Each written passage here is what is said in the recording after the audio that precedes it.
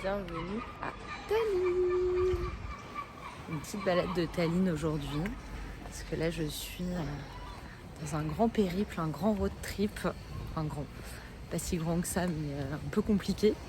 Parce que j'ai décidé d'aller en Russie. Ça fait 3 ans que j'ai pas vu mon papa, entre le confinement, maintenant la guerre, et il n'y a plus de vol direct pour aller à Moscou ou ailleurs en Russie en général. Et du coup je fais un petit périple.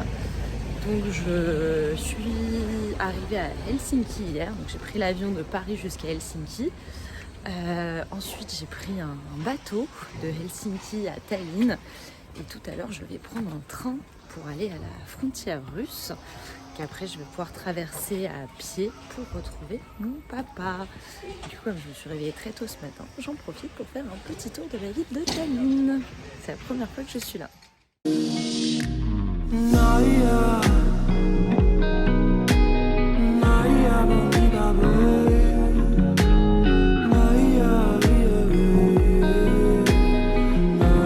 Profiter aussi pour faire une petite présentation parce que je vous raconte mon périple, mais pour le moment vous ne savez même pas qui je suis.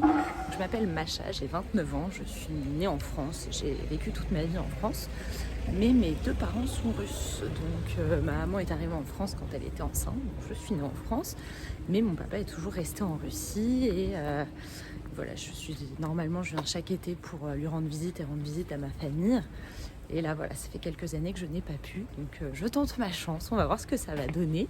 C'est pour ça que je me sens moins seule là dans mon périple de me filmer. J'ai l'impression qu'il y a des gens avec moi et ça me rassure beaucoup, ça me fait du bien.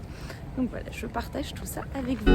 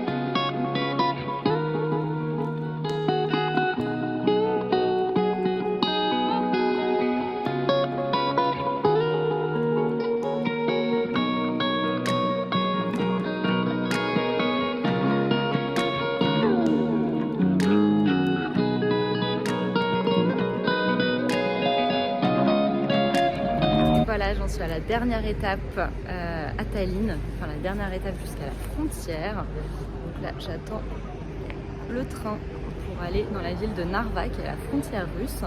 Après, j'aurai juste une rivière à traverser. Bon, bah, avant, on pensait que je devais traverser à pied, enfin en nageant, mais il y a un pont et apparemment ça prend entre une demi-heure et 1 heure de traverser la frontière. Donc, je remonterai quand on sera là-bas. Voilà, là, j'attends le train, donc on y est presque après tout ce périple qui a commencé hier avec l'avion.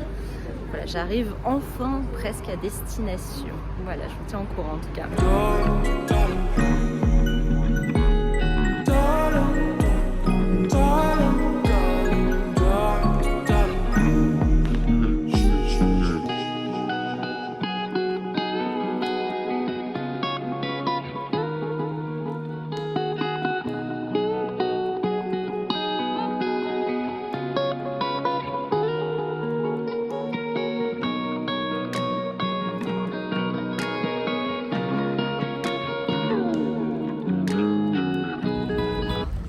Bonjour, là je viens d'arriver à Narva, donc la ville qui est pas loin de la frontière, enfin, qui est juste de l'autre côté de la frontière avec la Russie.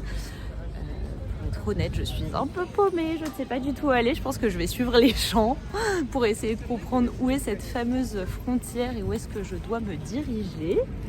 Et je ferai un petit update à ce moment-là. Je regarde parce qu'il y a des bus aussi, mais les bus, j'ai aucune idée d'où ils vont. Donc je pense qu'il faut que j'aille trouver cette frontière à pied.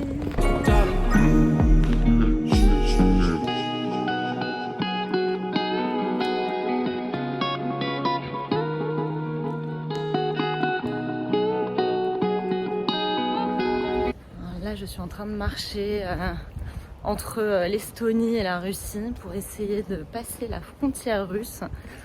On traverse un pont. C'est très joli, c'est une sorte de château qui est très sympa. C'est un côté quand même un peu stressant, franchement. J'ai eu la chance, comme j'ai un passeport français, de pouvoir passer rapidement la frontière côté estonien, parce qu'il y avait la queue pour les Russes, mais du coup pour les passeports européens, non. Donc très pratique, et maintenant on va voir ce que ça donne du côté russe.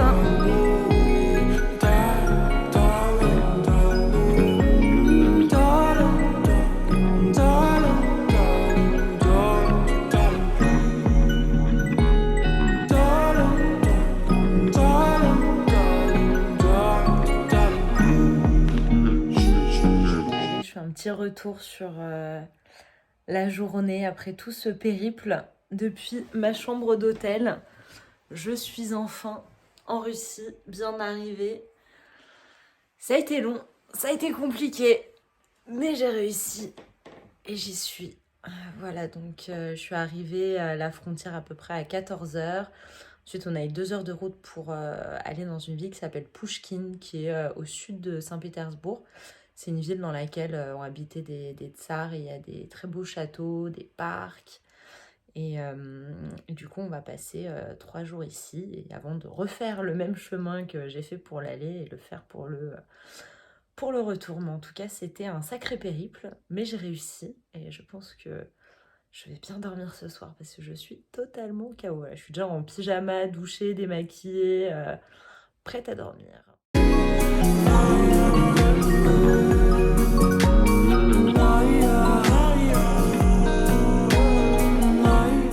Premier réveil en Russie. Et là, dans l'hôtel où je suis, en fait, il y a une pièce, un peu comme une serre à l'intérieur. On voit, il y a des fenêtres là-haut. Et c'est vraiment super beau. Et on peut respirer bien parce qu'il y a plein de plantes. J'adore cet endroit. Je trouve ça vraiment magnifique et très apaisant. Donc, je vais me poser un peu ici pour lire.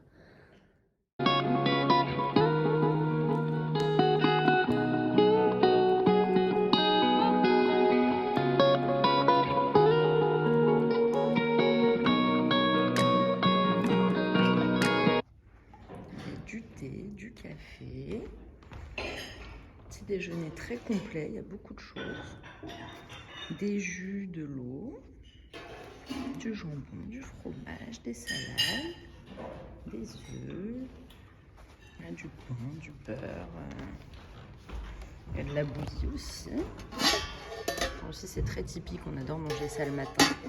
Donc là elle est à base de riz, jamais goûté. Ensuite, qu'est-ce qu'on a là? Alors, c'est des sortes de, je sais pas, crêpes ou trucs avec du riz aussi. Peut-être pour les gens intolérants au gluten. Des crêpes. Ensuite, il y a des saucisses. Et des œufs, omelettes et puis œufs au plat. Et puis là, des sauces. Les crêpes, souvent, on les mange soit avec de la confiture, soit avec du lait concentré. C'est de la crème fraîche et du ketchup.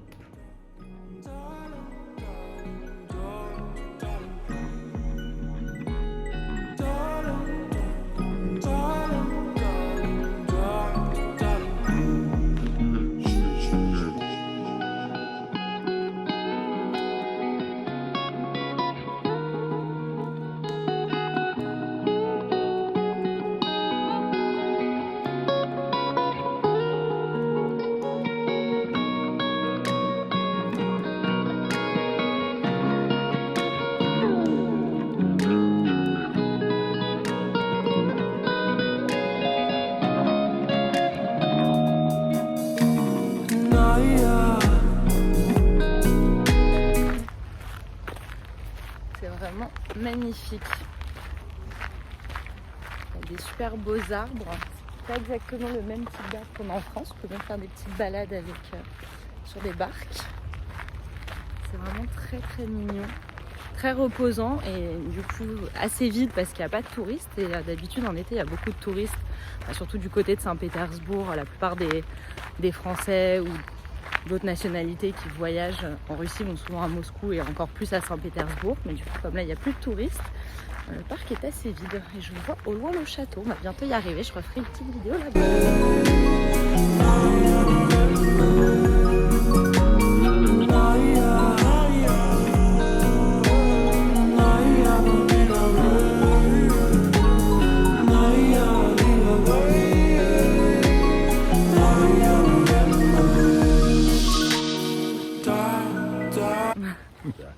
Привет!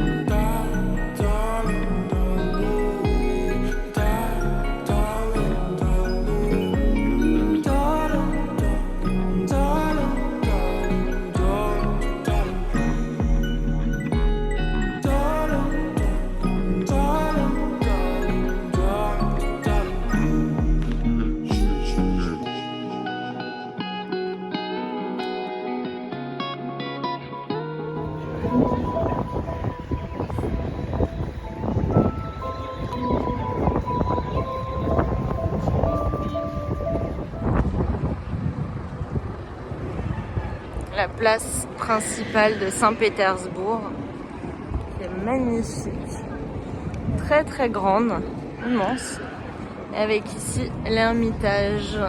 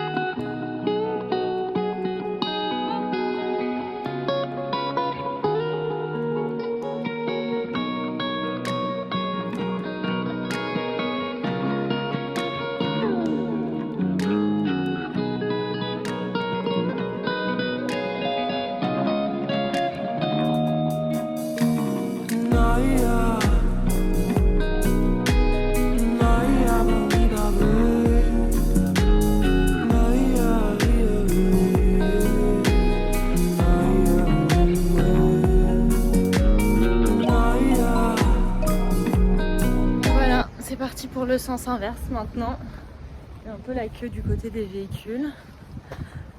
Du côté russe pour passer la frontière ça allait, il n'y avait pas trop de... Il y avait un petit peu de monde mais ça allait. J'avais peur qu'il y ait beaucoup plus de monde parce que là ils sont en train de fermer la frontière estonienne aux Russes, même ceux qui ont un visa. Donc à partir de la semaine prochaine, ce sera plus possible pour les Russes avec un visa d'aller en Estonie. Enfin de passer en tout cas la frontière estonienne. Donc bon, là ça a été, on va voir ce que ça donne du côté estonien là pour rentrer. Mais quand même beaucoup de stress tout ce voyage, mais ça en valait la peine.